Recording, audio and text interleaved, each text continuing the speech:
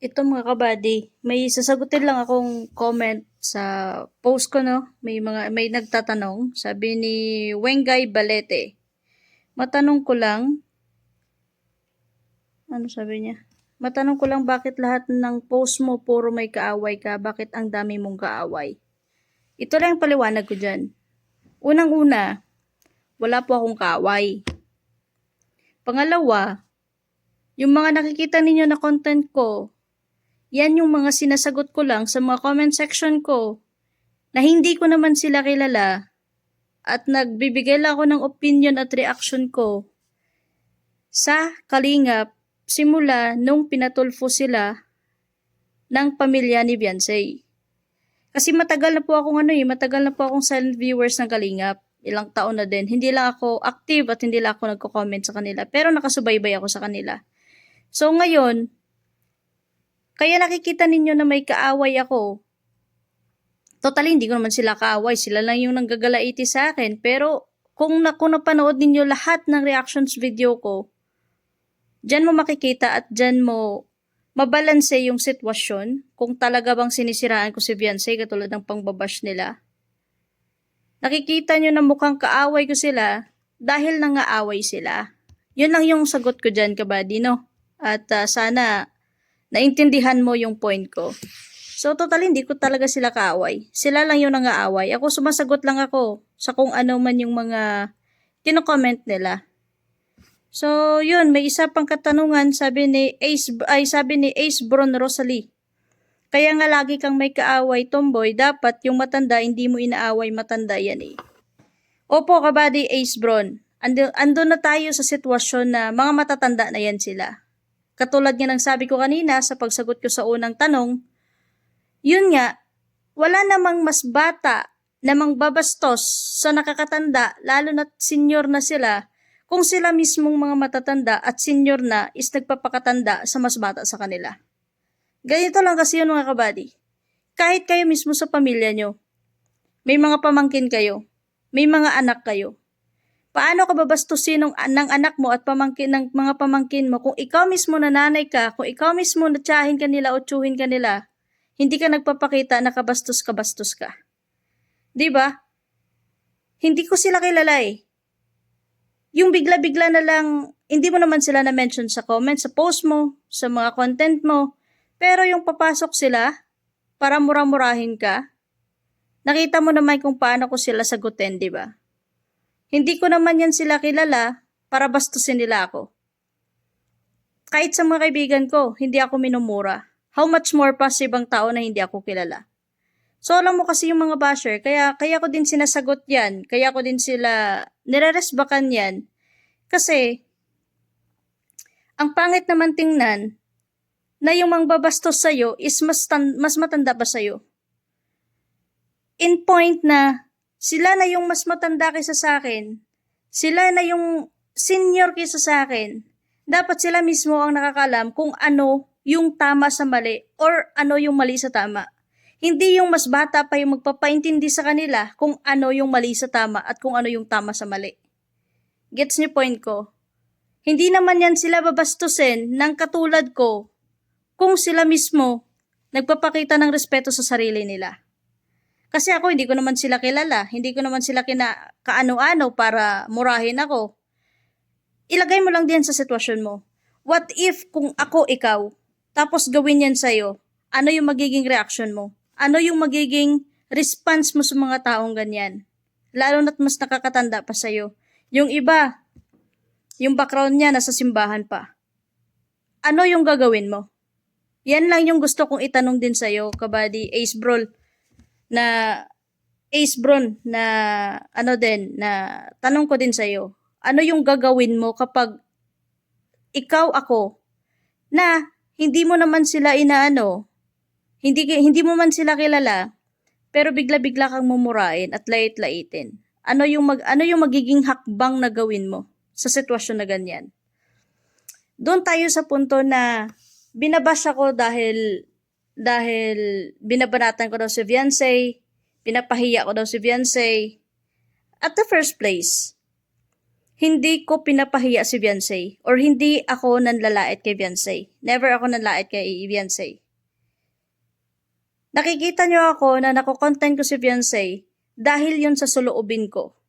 Bilang isang content creator na dati tumutulong din, hininto ko lang kasi nga na napaka-toxic ng sitwasyon sa ganyang bagay. Napaka-toxic talaga.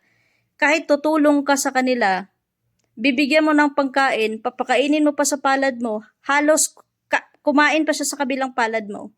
Tapos ganun yung gawin sa'yo. Bawat isa sa atin may emotion. Bawat isa sa atin may saloobin. May pakiramdam sila, may pakiramdam din tayo. Tao din tayo nasasaktan at nasasaklaw sa kung ano man yung ginagawa nilang balik sa kung ano yung ginawa nating kabutihan sa kanila. Yan yung sinasabi na kung may nakatulong man sa yung tao, hindi mo man maibalik yung mga bagay na naitulong sa'yo, sana maging mabuting tao ka na lang sa kanya. Ganon lang yung punto dyan. Respeto lang sana kahit dun lang naman, bawing-bawi ka na. Pero yung tinulungan ka para magbago yung buhay mo, tapos ipapatulfo mo, dahil lang sa nakuha mo na yung lahat ng kagustuhan mo. Ikaw bilang isang viewers kayo, bilang isang nanonood kayo, may mga saloobin kayo. May mga sarili kayong opinion kung ano man yung pwede niyong opinion or ma-reaction sa mga tao. So, isa lang yung solusyon dyan. Kung ayaw nyo panoorin yung mga nagre-react sa kay Beyonce na yan, skip nyo na lang. Pwede nyo naman skip lalo na kung alam nyo na ikaka-stress ninyo at ikakagalit ninyo, skip nyo na lang. Kasi once na pinilit mo ang sarili mo na panoorin na alam mo ikakagalit mo, sino na i-stress? Sino yung talo? Ikaw at ikaw pa din. Ngayon, kapag pinapanood mo pa yung tao na alam mo nakaka-stress sa'yo dahil kinokontent yung kagustuhan mo, magagalaiti ka dyan, ma-stress ka, magkasakit ka. Ang tanong, yung pinagtanggol mo ba, matutulungan ka niya?